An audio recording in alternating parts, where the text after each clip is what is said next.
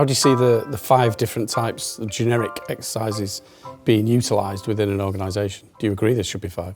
Well, I mean, I use them a lot. Yeah. I mean, discussion-based, I use at the end of plan development. So right at the end of plan development, I run discussion-based to clear up any ambiguities or any issues. I'm happy as well as an auditor that that's probably the lowest form of exercise you can get away with.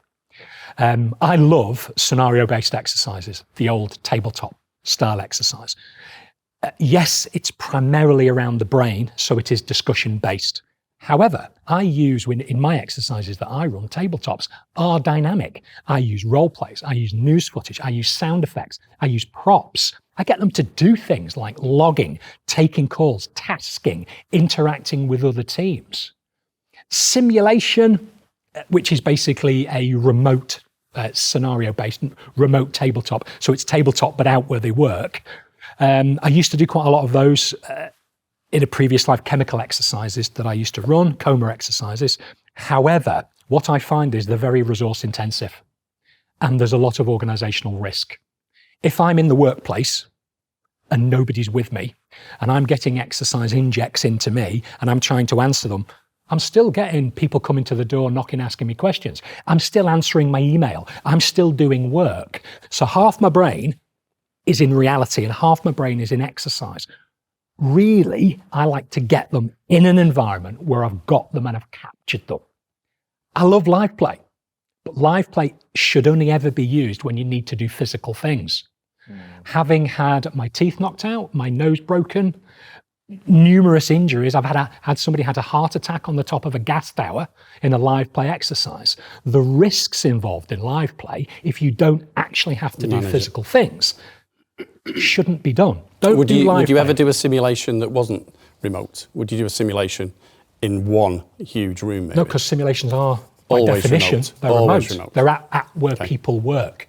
And then the Fine One test, I don't do tests because it's it's an on-off, a yes, no, a pass-fail. So for me, that's really around equipment. Disaster recovery testing is testing. If we're testing a fire alarm system, an air conditioning system, Legionnaire testing, it's a pass-fail. You test a process maybe?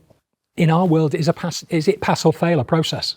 It could be, and if it is, then test is okay. But is that live play or is that a test?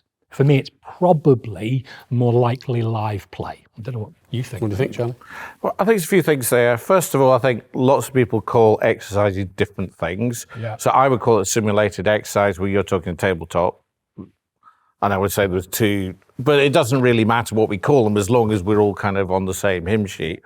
I think we need to, one other point is you need to build up your exercises. Yeah. You know, when I was in the army, you didn't start with a big company attack.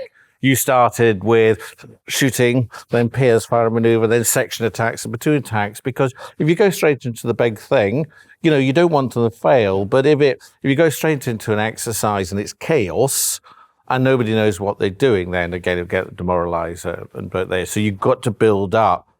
And I think we've always got to be careful is sometimes, I think maybe senior managers, they want an escape room. That's really what they want to do. They want kind of exercises as entertainment, and it's a fun thing, you know. We're not going the tray, you know. It's a fun thing for an afternoon, and it keeps them entertained.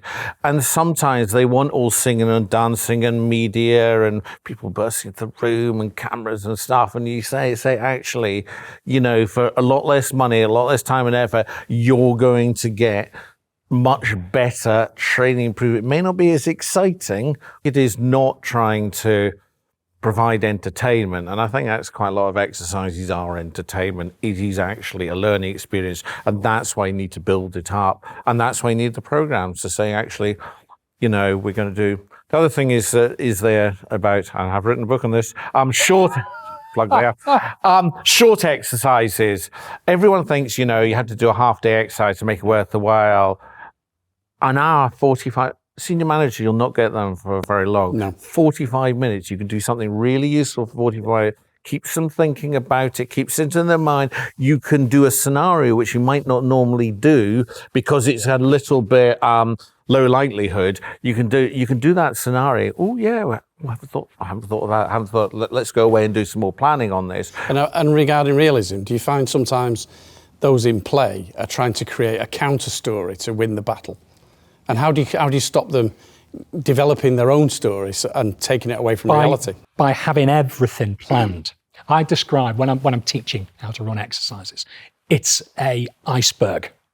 And what the students see, the participants, when they walk in, is that little shiny bit at the top. They don't realise that you've taken weeks or months with the dirty ice underneath, thinking about everything. Remember, as an exercise facilitator, you never ask a question unless you already know the answer. You don't do fishing trips. You know the answer because you've read 150 documents to prepare for the exercise. And not just the plan. We've read the social media policy, the crisis management. You've read this, that, the other. You know everything. And you are in control of that exercise. The moment you lose control of that exercise, you're dead. But yeah, I think there's also the thing is, I always say from the beginning, don't fight the scenario. Yeah. And I think with that is important. I think it's also important to do the what has happened. You don't need to give them the why. We've been hacked. You know, you don't need to get in an argument with the IT director and say, why have been hacked? Oh, no, that wouldn't happen because we got this. So just say, you've been hacked. You know, great point. Anyone can be. Yeah, great and there's verisimilitude. I think I forgot that. So that's right there. He's been practicing. Is this thing, it needs to give the veneer of realism, even if it doesn't reveal. So we've done some really low-level exercise for an organization, for team leaders, where they're on overnight on a shift, and if they have an incident, it's going to be 2 hours before the cavalry arrive, and they didn't feel confident to manage an incident. So we set up this little scenario we had a forklift truck, we had a stuffed boiler suit, and some color liquid on the floor. They don't need to see a dead person there. No. They don't need to see a chemical spill. It gives them the scenario, introduce the scenario, how are you going to deal with this scenario? Yeah. So I don't think you always need to make... No, you need to suspend disbelief and then go with what you've got. Yeah. But you've got to play it straight. Yeah. Anytime you try and play it funny and try and be humorous. We had one exercise where we had... it was a sort of live-ish exercise. We had a group of people and we needed a policeman to come along and explain what was happening. And then we needed a fireman going along happening. So we bought from a joke shop a fire hat and a police hat. He went one of these police hat, delivered what the police wanted to do, went round the corner, came with his fire hat, played absolutely straight, no funny laughs, no funny voices, no funny names. That's all you needed because they thought he was the fireman. Yeah. And they took what he said and they went off with it. But you got to play it straight. Funny names, anything like that, and you just lose it. People won't take it seriously. I once used, in my early days of exercising, I used an amateur dramatics company to play role players. Now, you would think that'd be great. Oh my God, it was like Richard III. They were overacting. One guy, it was a firearm scenario. So all we wanted this person to do was die. Take a shot, fall over, die. Rolling around on the floor, oohing and ahhing. Honestly, it was like, and what it did was it just destroyed. It destroyed that moment. Of errors. Yeah. Awful. And how do you know who's going to take part? How do you know who to invite?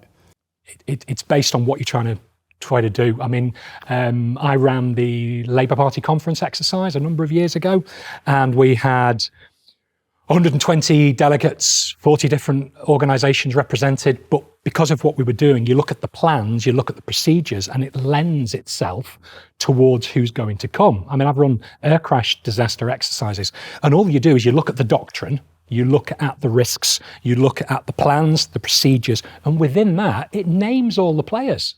Right. But one thing to mention, if you don't run an exercise, if you don't get the players, if you don't get the players coming, don't run the exercise. And alternatives, for me, won't do.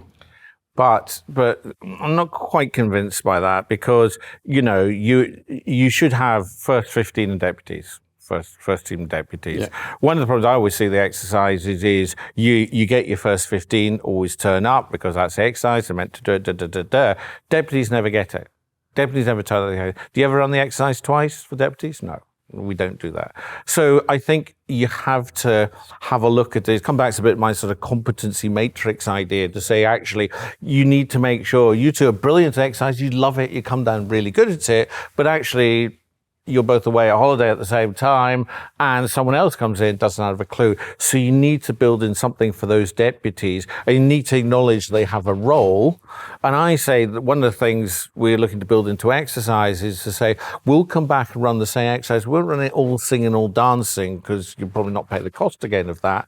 But why not we come down and do it, a very simple desktop exercise with the deputies, talk them through, get them to play the roles, and talk them through that exercise, so at least they have an understanding and they can get the learning points. And I've also done even down is the next tier team down. So take the tactical team through the strategic team's exercise and say, well, what would you do? How would you deal that? And if they have a better understanding what the crisis team does, they're understanding, look, that's why they're always badgering me for this. Now I understand. Yeah.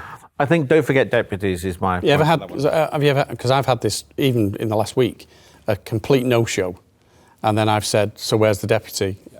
No-show again. Yeah. But I've had it a number of times. This is why I'm not keen on alternatives. Alternatives are a natural state of realism. What I try to do is you've got to nail the person who should be doing it first, and then, as Charlie said, do the alternatives later. But no shows. I ran I've run 2 air crash exercises. One of them I ran, the police commander on the morning rang me. James, I'm really sorry, I'm not going to be able to turn up at the exercise this morning. I have a HR issue to deal with. And I was like, you do know we've been planning this for 3 months and how critical you are to this. HR incident, I'm sorry, I won't be able to attend. Luckily, she sent a deputy. The deputy was fabulous because they hadn't thought about it beforehand. They turned up. They were a very pragmatic type of person. They followed the plan and did a fantastic job. And there's a one thing which is very depressing, perhaps more in-house, because if you're paying for someone to come in, then you're more likely to get people to come along. But you get the team together, then one drifts away, the CEO drifts away, then this guy says the CEO's not there, so I'll send a deputy, and suddenly your exercise melts away, and you've got sort of 3 deputies, and you're just wasting your time, and it's just really depressing because, as you say, you spend 3 months, 6 months trying to do this exercise, and you just know it's a waste of everybody's time. We should cancel it, but we need to do our exercise. Yeah. And how complex is it doing it remotely as opposed to face to face? I think my tip from the top is that I think remote exercises are fine. We've done anyone from 60 people simultaneously.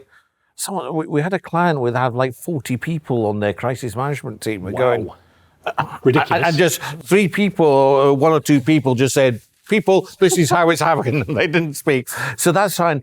The one tip I would say is we're going hybrid working, so there's more likely to have people in the room and people online.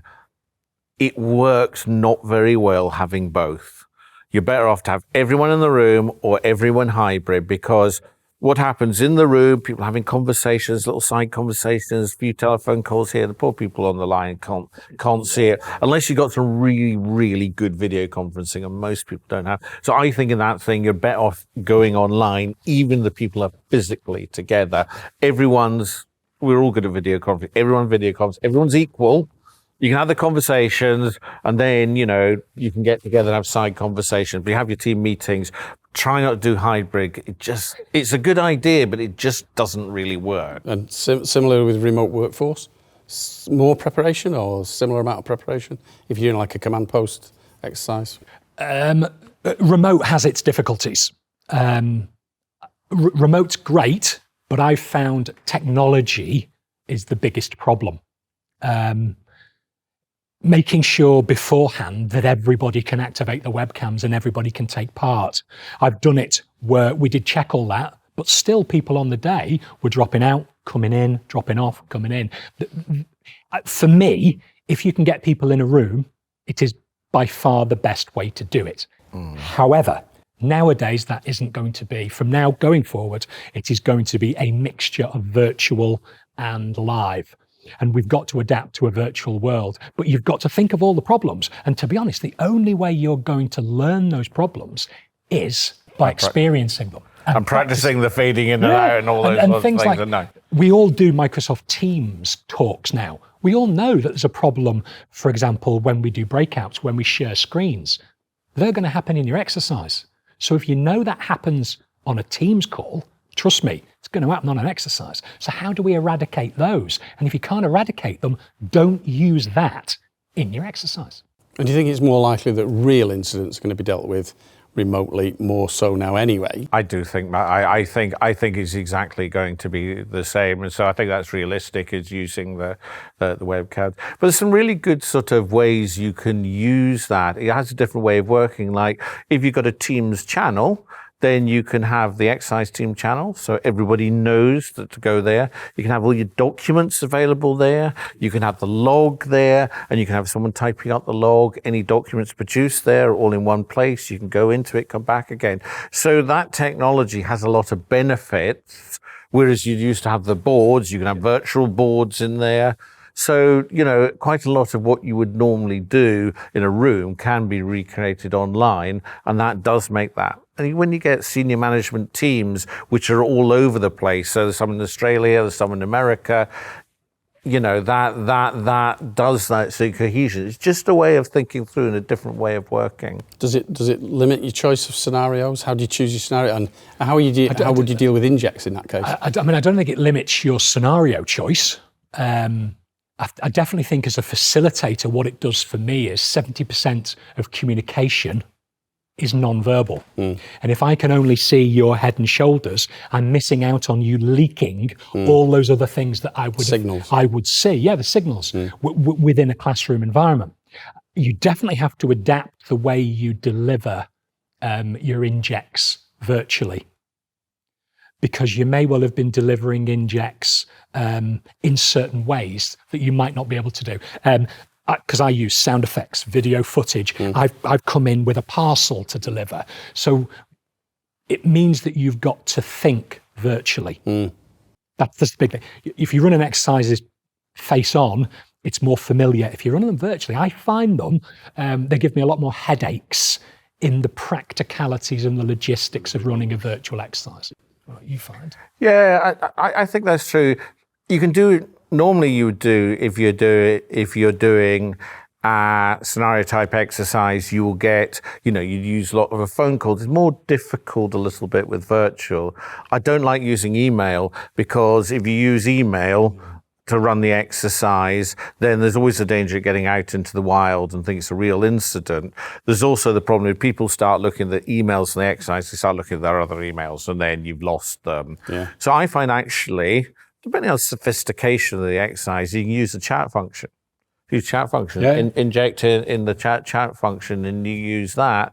Or I sometimes use it just kind of, I actually know that the computers are all working, so you can stop that conversation because you would be able to look at your computer and see whether it's working. They are all working, so we don't need to spend hours on that. So you can do a bit of the sort of voice of God. And you can do that, so coming over, and if it goes a bit badly, voice of God, unmute yourself, come up, right, people, it's not quite right. And then go fade into the background. I mean, emails is a really good point, because you don't want to leak into reality. Yeah. I do a lot with the European Union about running security courses, and exercising is a huge part of that. And I have a bank of emails, the Gmail accounts, and they are for the different teams and the different roles within the different teams. So then they're not using the real ones. It does mean that you've got to enable them, give them the password to those emails, and then change them after every course. But you can do it via, but logistically, and watching all of those banks of emails and then trying to monitor them and then feed injects by them can be difficult. Now, you can actually create a software platform that will simulate that, can't you? But it's all about budget and money and whether or not a chat box will do it. Yeah. And if it does. But we use, for a lot of exercise, to do that realism, we use a media and social media simulator. So they go onto this portal, and then we'll run Twitter through there, we'll run BBC, we'll run newspapers. And that really helps, because everyone's got access to it. And, you got Desert, we play it in real time. So, and we play it also where you have someone that do the feedback loop. So if they tweet, we'll comment on their Twitter. So that's another way of doing producing that realism, but actually also being that immersive experience there, and just trying to make it, you know, just with your sounds and voices and people. It does really make it. You have to try and make it an immersive experience.